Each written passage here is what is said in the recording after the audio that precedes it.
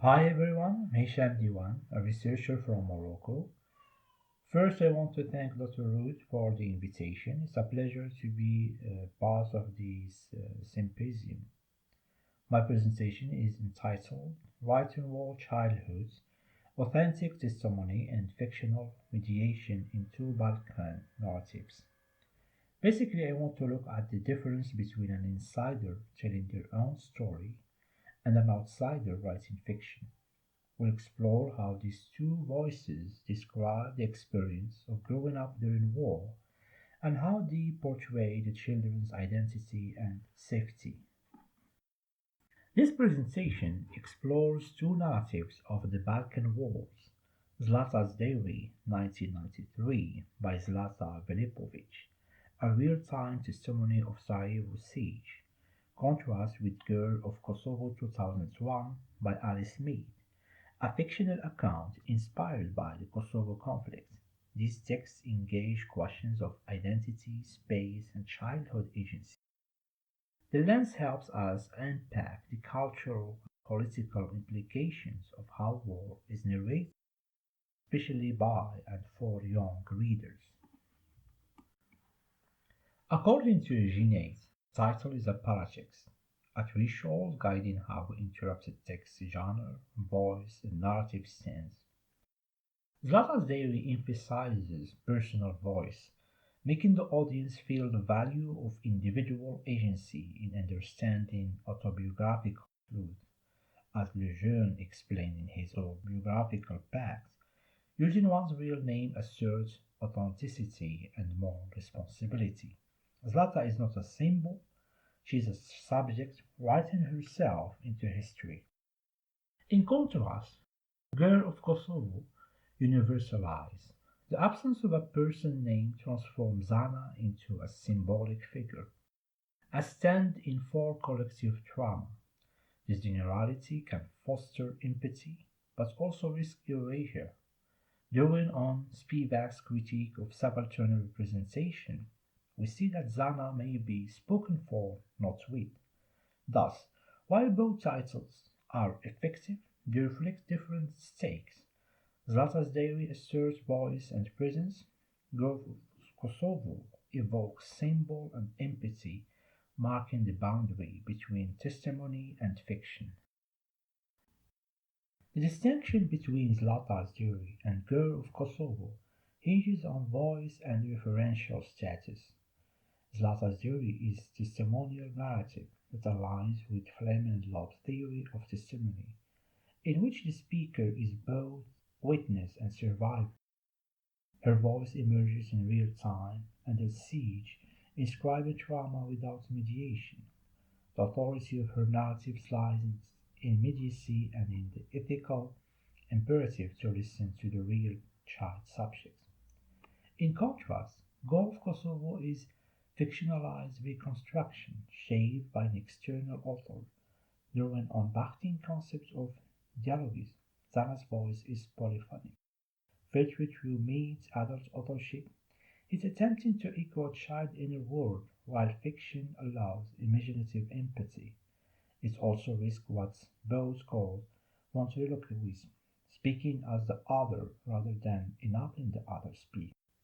So, Zlata's authentic voice carries authority of presence and experience.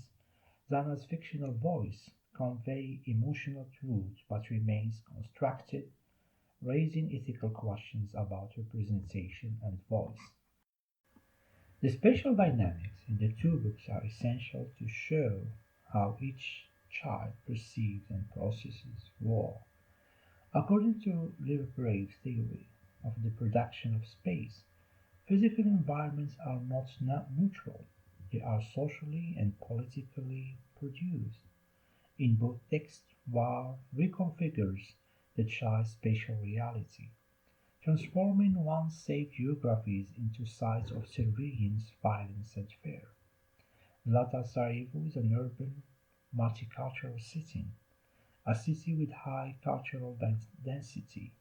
The diary records how space collapses, her school, her neighborhood, and finally her apartments become zones of instability.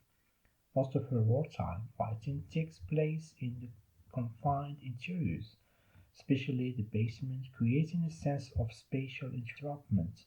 Her perception of the city shifts from freedom to claustrophobia, mirroring Bachelor's idea of the poesy of space turned inside out, where home no longer shelters the imagination but traps the self. Zana in Girl of Kosovo begins in a rural village with open spaces, field and communal setting. Its space narrows quickly, movements across roads become dangerous, checkpoints fragment geography and symbolic space, schools, homes are defaced or erased. Importantly, Zana associates movements with anxiety, displacement, and loss, while Zlata associates stillness with siege and helplessness. The two children thus reflect universal spatial psychologies. Zana is forced outward by war, Zlata is trapped inward. As one argues, place is security, space is freedom, but for both girls war denies them both. Their mental maps become saturated with trauma. The hallway where Zana sees soldiers or the piano room where Zlata no longer plays become memory-marked sites. Space in both cases is not just lived, it is survived. If we trace the movement from ordinary life to the future, we see a clear shift in how the heaviness of war is managed. In the beginning, both girls are defined by their spaces, the city and the village. By the shock phase, these spaces are destroyed, forcing them into a state of survival, where the child must act as a moral witness to adult failure. Crucially, in the future phase, we see the difference between testimony and fiction. Zlata's future remains open and wary, reflecting the real-world lack of closure in Bosnia. Zana's future is more structured by the author to offer the reader a sense of hope, highlighting the ethical implications of how we package war stories for young audience.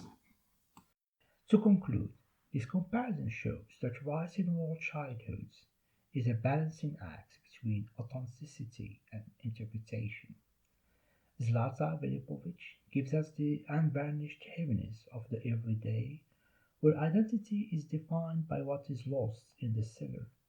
Alice Mead, through Zana, provides a structured path toward healing that helps readers outside the conflict process the trauma. Ultimately, both texts serve a vital purpose. They refuse to let a child's perspective be erased by political history. They remind us that while wars are fought by adults, they are most deeply felt in the disrupted spaces of childhood. Whether real or fictional, these narratives turn suffering into a form of resistance, forcing the world to look at the human cost through a child's eyes.